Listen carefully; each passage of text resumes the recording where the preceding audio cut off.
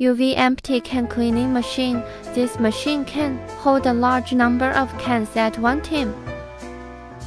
Ultraviolet sterilization and dust blowing and cleaning are integrated. It is packing suitable for powder, food, etc. The spoon feeder machine puts the spoon into the tin cans. Straight double head filling, main filling and refilling, with wear to ensure high precision filling.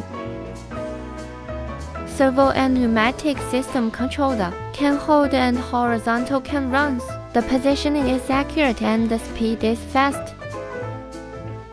Automatic vacuum nitrogen flushing can seaming machine. The machine are made of stainless steel.